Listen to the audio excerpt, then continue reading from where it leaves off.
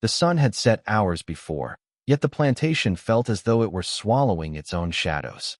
Locals whispered of the boy who had no master, an albino child with skin like bleached paper and eyes like clouded glass, wandering through the hinterlands of Georgia in 1832. He had appeared one morning at the market, orphaned, ignored, a curiosity and a horror in the eyes of farmers who could not comprehend the purity of his whiteness in a land drenched with the soot of labor and sin. In the first 8 seconds, the camera would linger on a small, abandoned barn, doors swinging with a skeletal creak, empty but for a single, hand-drawn symbol on the wall, almost invisible unless the light hits it just right. A spiraling mark of protection or curse. That symbol had been traced over countless nights by the albino boy himself, each etching an attempt to ward off the predatory world that refused to own him. By dawn, he had vanished again. The townsfolk claimed they saw him in the woods, only to look away and find he had disappeared, leaving behind footprints that glowed faintly in moonlight, as if he carried a residue of some other realm. Some suggested he was the child of sin, abandoned not just by parents but by the natural order, condemned to drift, invisible, unwanted.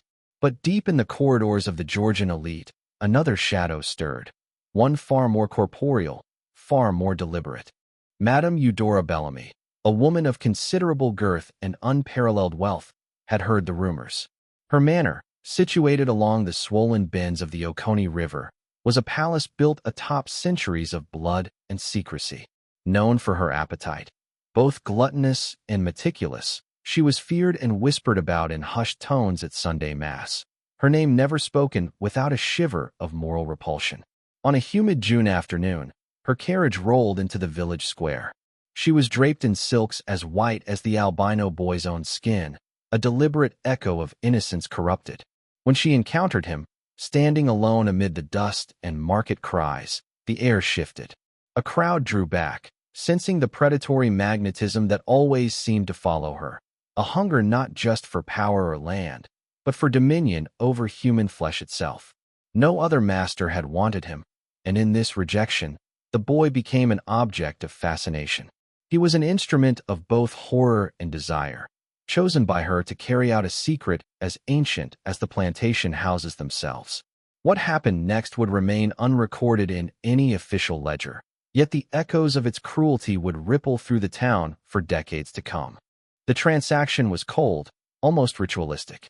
She did not haggle, she did not smile. Her estate agent, a thin man with eyes like dark pits, wrote the contract on parchment, ink seeping like blood into fibers. The boy, whose name had been long forgotten, was handed over, his small hands trembling as if he already knew the fate awaiting him. Madame Bellamy examined him with an unnerving precision. Her eyes traced every contour, every imperfection, as though she were appraising a painting or a rare object. "He is perfect," she murmured, though not in admiration. There was a possessiveness in her tone that unsettled the witnesses, a sense that her desire was less human than elemental. She saw not a child, but a canvas upon which to project her own grotesque fantasies, the twisted need for control and absolute obedience that had defined her entire lineage. From that day, the boy would never again walk free. His existence was absorbed into the grand, oppressive architecture of the plantation, into the very walls that exhaled secrets, into rooms never meant to see the light of truth. The Bellamy mansion was a living organism of horror. Every corridor seemed to pulse with anticipation, every chandelier flicker a heartbeat of suppressed violence. Servants whispered of the boy's arrival, of strange rituals conducted in the upper west wing, where Madame Bellamy's appetite, both literal and metaphorical, manifested in ways no outsider could endure. The boy's presence seemed to awaken dormant corridors of the house. He would be found staring at walls, whispering to nothing, listening to voices of the past that the living could not hear. Occasionally, furniture shifted subtly in his absence, doors locked themselves, mirrors reflected scenes that had never occurred. It was as if the plantation itself were conspiring to hide the truth, to absorb the boy into a pattern of evil that predated even Madame Bellamy. Madame Bellamy introduced him to the estate with a ceremony that blurred cruelty and devotion. He was given a uniform of pristine white, the color of innocence twisted into a symbol of possession. She whispered words at night in a language no one else could understand, tracing symbols over his skin, teaching him that obedience was survival and fear was the only true path to safety. At times, the boy would scream into the darkness of his room, yet no one came. The walls absorbed his cries. Even the wind carried his wails only to scatter them among the moss-covered oaks, ensuring that no neighbor could trace the sounds back to their source. It was not punishment for misbehavior. It was education, indoctrination into a psychological maze that would mark him for life. Madame Bellamy's obsession was both monstrous and meticulous. She had inherited not only wealth but a family legacy of perverse experiments in control. Her desire was to remold the boy's very essence, to erase his autonomy, replacing it with a reflection of her own twisted psyche. At night, the mansion became a cathedral of silence. The boy learned to navigate it with a careful, trembling rhythm, his footsteps echoing like timid prayers. Madame Bellamy's presence was omnipresent even when unseen. The air itself seemed charged with her will, every shadow a reminder that he belonged to her. Servants avoided the West Wing entirely. Some swore they heard chanting at odd hours, though they never dared approach. Others claimed the boy's screams carried messages, words woven in terror that no adult could decipher. It was as if the boy had become a conduit, a vessel for something far older and more insidious than Madame Bellamy herself. Outside, the townsfolk whispered of the boy's pale figure glimpsed in moonlight. Few dared to intervene, and those who did were consumed by sudden misfortune. Livestock sickened overnight, crops rotted before harvest, unexplained illnesses struck families. The plantation was a locus of corruption, feeding on fear and secrecy, drawing the entire town into its orbit of unease. Madame Bellamy's library was vast, a room of leather-bound tomes, some so old that the pages crumbled at a glance. Here, the boy spent hours under her supervision, absorbing knowledge and horror simultaneously. She read aloud from forbidden texts, rituals of domination, symbols of ancient lineage, methods for bending human will. The boy, small and fragile, internalized each lesson like a sponge of fear. It was not education, it was initiation into a covenant of silence and obedience.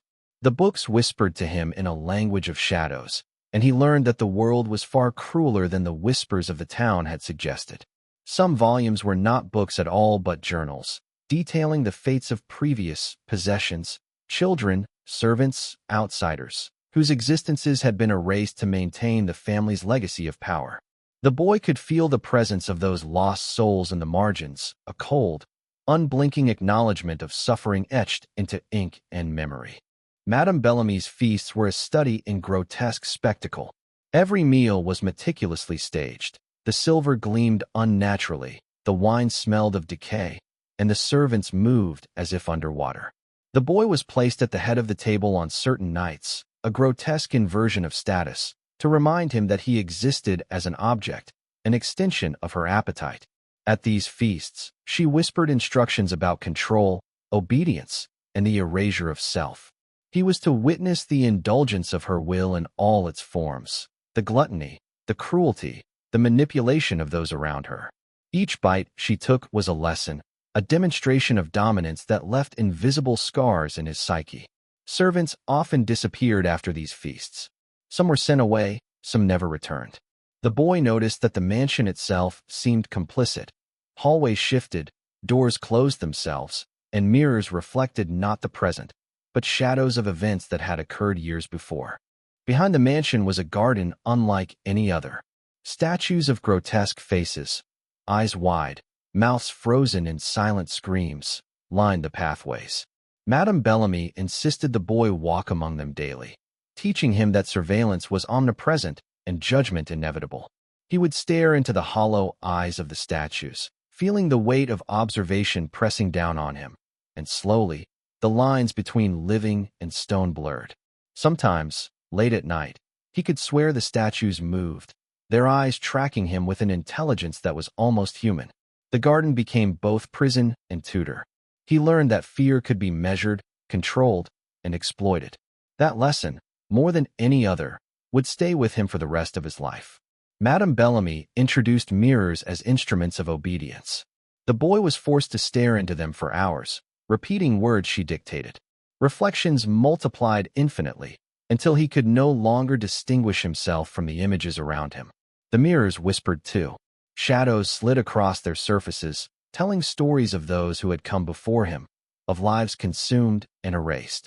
He realized that the mirrors were not mere glass, but windows into a network of terror that spanned generations. This was no longer about possession. It was about transformation. Madame Bellamy intended to create in him a perfect reflection of her will, a living testament to her dominion.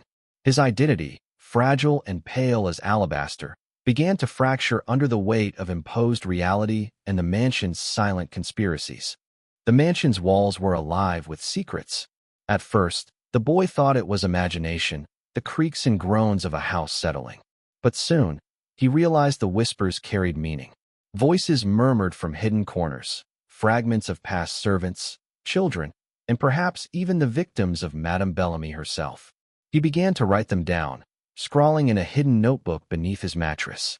The words were a map of horror, a tapestry of the estate's sins.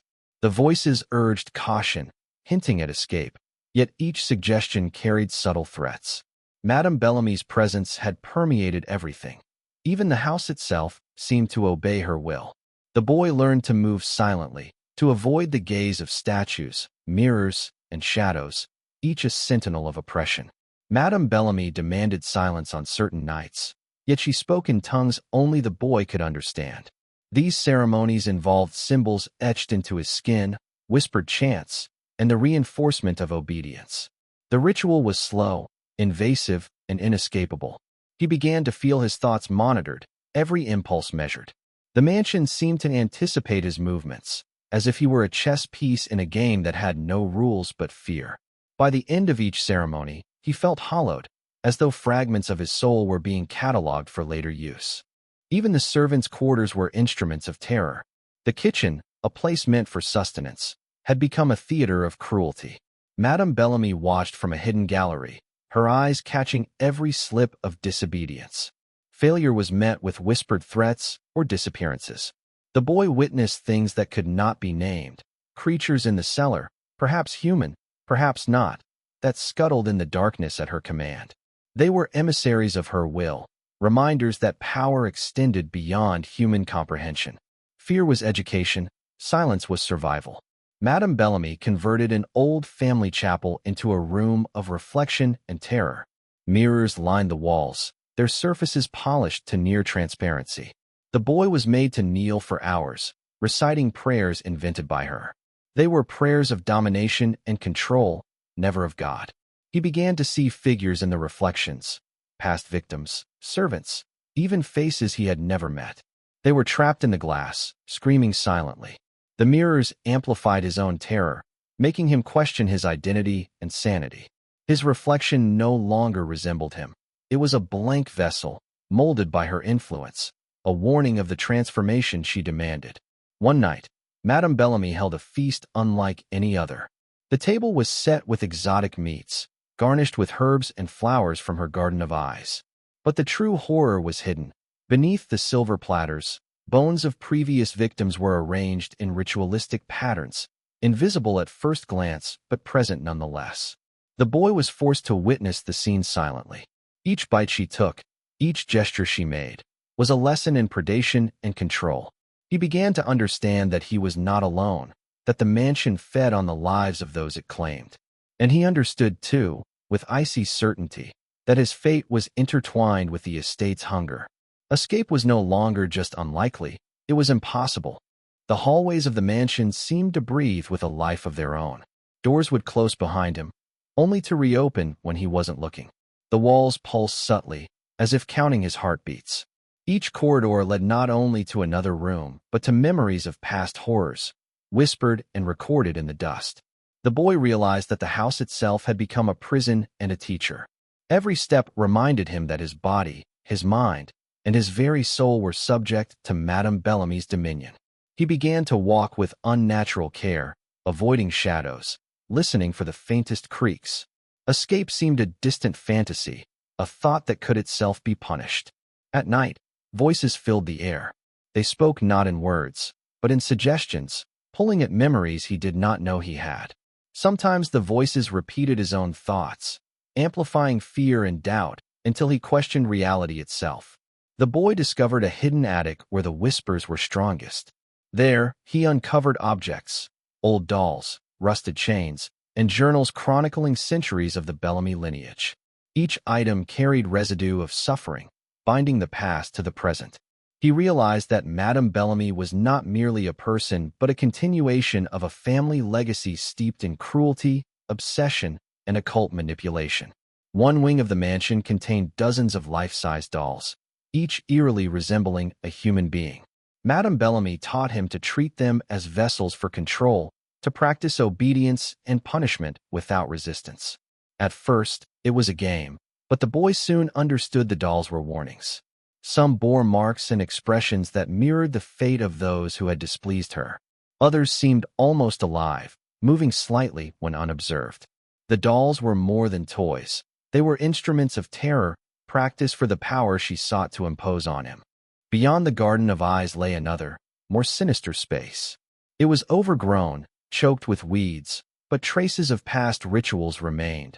Shallow graves, dried flowers, and statues of figures with missing limbs.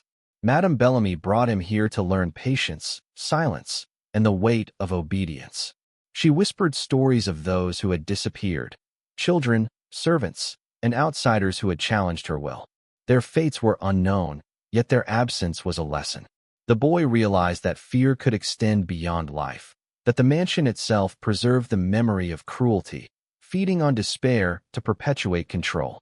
The mirrors became more than tools, they were sentinels. At first, he saw only reflections. Soon, they displayed visions of things that had never happened, or perhaps had happened elsewhere in time. The boy questioned his own senses. Was the reflection lying, or was reality itself a distortion? Madame Bellamy watched him through the glass, correcting his posture, his gaze, his thoughts. The mirrors reflected not who he was, but who she wanted him to be, a perfect instrument of compliance. Slowly, the boy's mind began to fracture under the weight of surveillance, ritual, and isolation.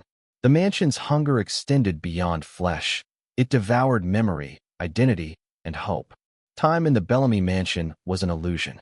The clocks ticked, but their hands moved unpredictably, sometimes backward, sometimes racing forward. The boy quickly learned to distrust the passage of hours.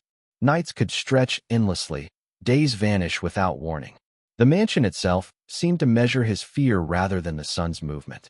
Every tick was a reminder of his subjugation. Madame Bellamy used time as a weapon, prolonging punishments, stretching lessons of obedience, forcing him into a state of near-constant psychological exhaustion.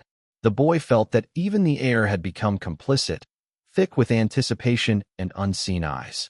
Madame Bellamy maintained a gallery of portraits along the east wing. Each canvas depicted family members across generations, their faces stern, unblinking, some with eyes painted to follow the viewer. The boy was required to study them daily, learning the lineages of cruelty he had inherited by proximity. Some portraits were more sinister, previous children, pale and frail, bound and gazing outward, eyes hollow and accusing. The boy realized that each face was a warning, a testament to obedience demanded and rebellion punished. Slowly, he began to internalize their suffering as his own, a psychic inheritance of terror that tied him irrevocably to the mansion. The chapel's walls carried more than echoes, they carried warnings. Each stone was carved with indecipherable symbols that seemed to shift if observed too long.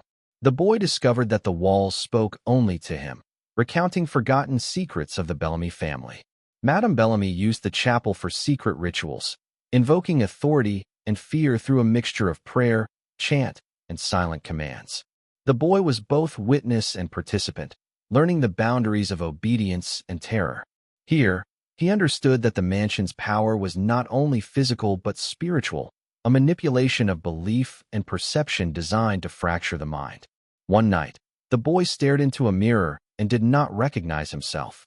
His skin seemed thinner, almost translucent, his eyes hollowed. He could feel the mansion's walls pressing inward, the shadows leaning closer. Madame Bellamy entered silently, observing his reaction. She whispered that the mirror did not lie. It revealed the truth he refused to see, that he was no longer a boy, but an extension of her will. Panic surged, but she remained calm, a predator feeding on his terror. That night, he understood that fear could transform identity, and that within the mansion, transformation was compulsory. The feasts continued, each more elaborate and sinister than the last. Madame Bellamy displayed new items from the mansion's hidden archives: bones, masks, garments of past victims. The boy was forced to participate, observing the blending of indulgence, ceremony, and cruelty.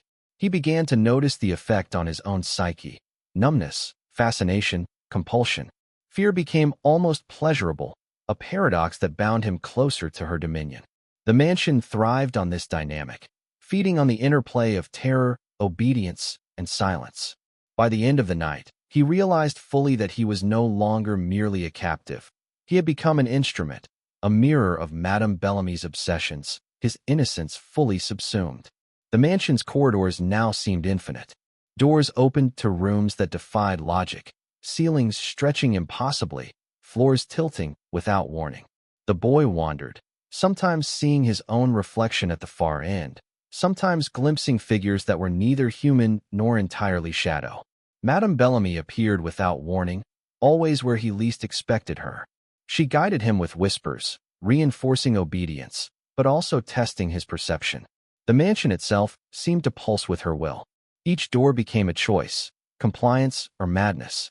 Every step reinforced the understanding that escape was impossible, and that the mansion, the woman, and its horrors were one and the same.